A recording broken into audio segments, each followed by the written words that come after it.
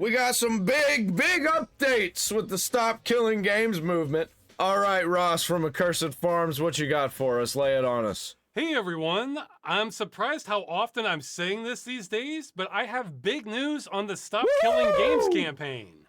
This is not an exaggeration. Sweet. We have a new option that could get new law introduced to start protecting games you've already paid for. Though it's only for Europeans. Again. Sorry, what can I say? Europeans seem to have all the options on consumer rights. I'll cut to the chase. Yeah, they've seemed to got all the options on privacy too. They're a lot better at privacy than anywhere else. Digital Fairness Act in the EU has opened up for public commentary. Now, the Digital Fairness Act currently does not cover the problem of games being destroyed, but it covers a few issues adjacent to it. I'll get to them in a minute. So the strategy here, which has been suggested by the BEUC and some political insiders I've talked to, is to politely suggest, hey, maybe the Digital Fairness Act could swing a little to the left and protect video games while it's at it. As of the time of me recording this, let's do that. There are 17 comments on its page. So if we had, say, a few thousand polite suggestions to include protecting video games from being destroyed, that might get the EU's attention. From everything I've heard, this strategy has a real chance of working.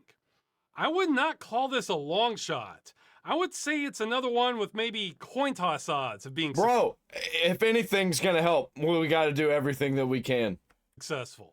Can't just do nothing. Best of all, this is an additional option on top of everything else we've been doing. Yep. So the Consumer Protection Agency investigations and just add one more strategy because we got to do everything we can to win. Multiple countries, still happening. The European Citizens Initiative, still happening. Though seriously, hurry up if you haven't signed it and you're eligible. It ends in just a couple days. So let's go overkill and open up this new option. Though, again, it's only for Europeans, sorry.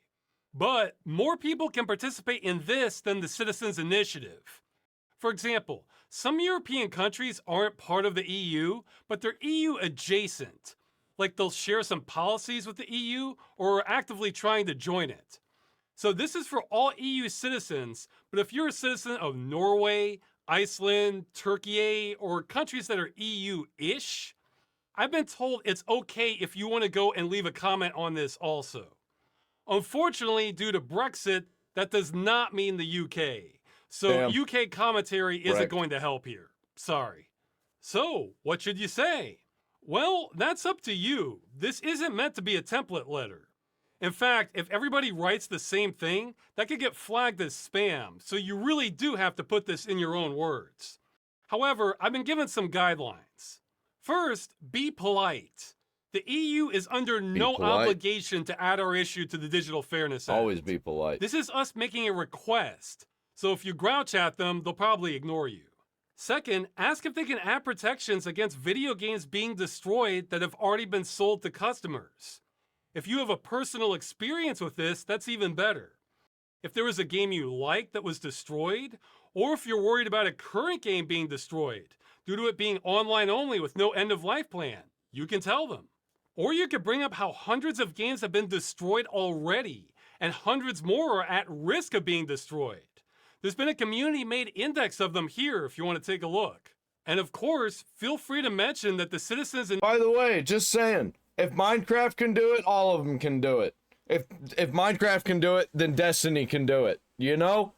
You can't go back and play old, was it Destiny 2 content or Destiny 1 content? It's just done. Like when they moved on to the next thing, all the old stuff is just written out.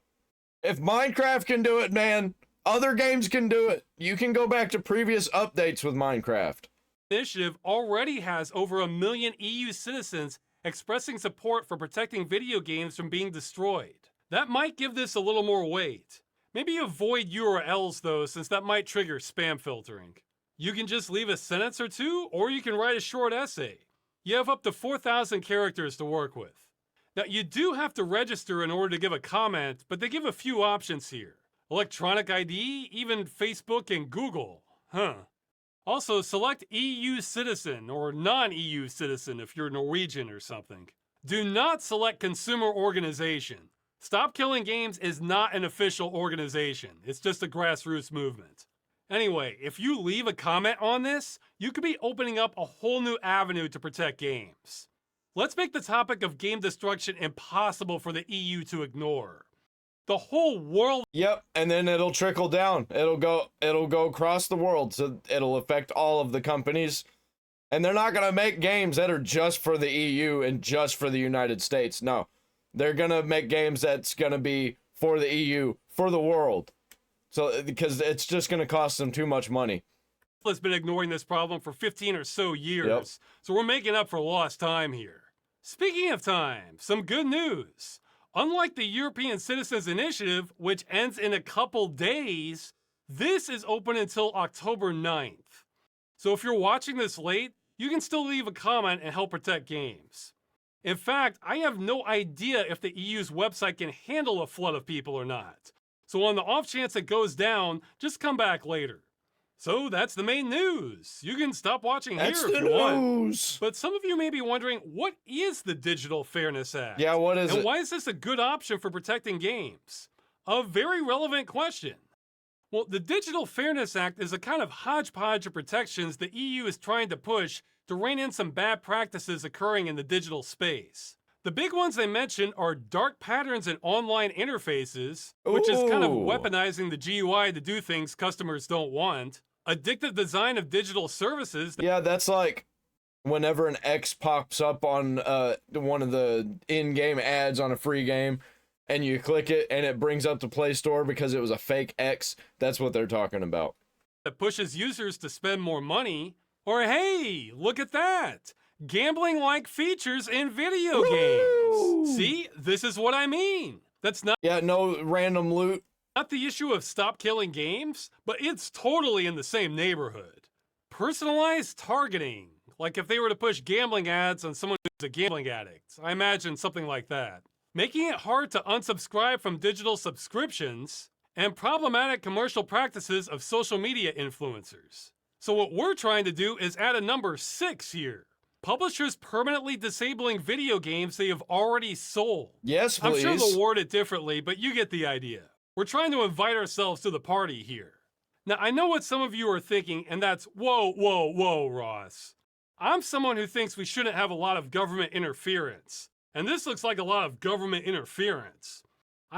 We've already got government interference. That's what's causing this whole problem. I don't want games being destroyed, but I don't trust the EU not to go too far on this other stuff. They could screw it all up. Well, guess what? You could be completely right, and I'm not trying to tell you otherwise. Stop Killing Games is single issue. We are only trying to stop publishers from destroying video games you paid for. Yep, literally. Stop Killing Games. That's it. Pretty good name. Pretty straightforward what it's about. That's it. If we get that, then it's mission accomplished. All of this other stuff here is outside of our scope. So if you have strong opinions and all this other stuff, feel free to tell that to the EU also. See, the thing to realize is this stuff here is already set to happen. We had nothing to do with any of these proposals. But if there's a chance we can piggyback our issue onto legislation that's already happening with or without us, oh, yeah, we'll take it. I mean, we're trying to keep Stop Killing Games contained to just the core issue. But with the industry lobbying against us and taking a pot shot at us... Yeah, dude, it's gonna get so much worse. They're gonna be making so many worse attacks. There's so many. We're not gonna be able to keep track. It's gonna get so bad. It's probably gonna kill this movement. We're gonna have to restart the movement, most likely. Behind the scenes, we'll take almost any help we can get. Because they're really trying to censor everything right now. They're trying to make everything else so much worse that everyone just forgets that this is happening. Anyway, I want to end this saying concern for government overreach is a valid concern, but only up to a point.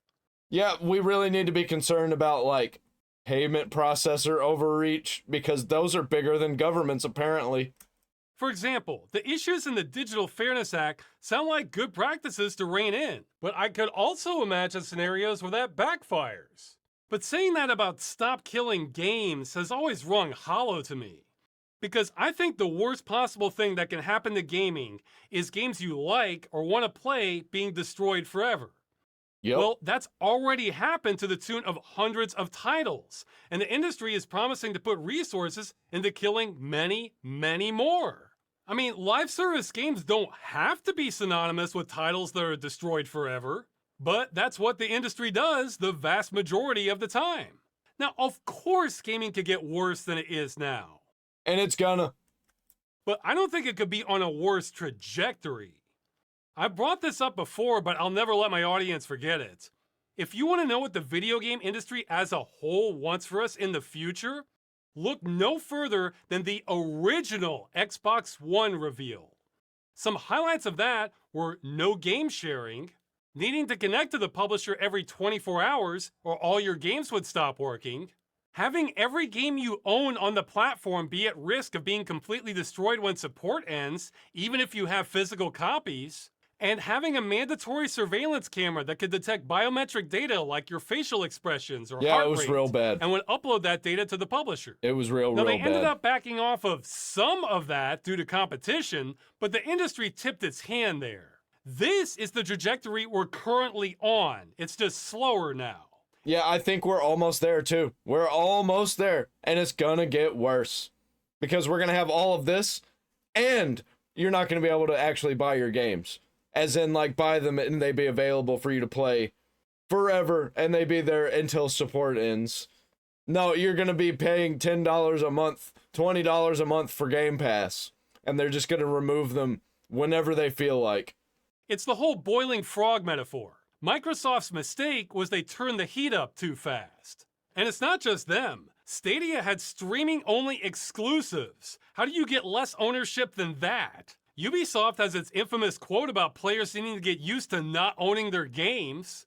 And Blizzard killed a game they sold over 50 million copies of, which made them billions of dollars, and they kept everyone's money. So they were rewarded for that. And that's the path we're on right now without regulation on this issue. So if we don't get regulation, the industry is promising to kill more of our games. But if the regulation backfires, what's going to happen? The industry will still kill our games? So Right. yeah, I'm not scared of the government making gaming worse than this. What the industry wants here already scares me more. All right, that's it. Last call to go sign the EU initiative, and first call to go comment on the Digital Fairness Act. Let's get it done. Yeah, man, we gotta stop killing games. We can't let them kill our games. You know what we gotta do instead? If we think that they're gonna kill the game, we need to crack it. We need to crack it and release it. In my honest opinion. Can I say that? Is that okay to say? Like, comment, subscribe. Ring the bell for all notifications.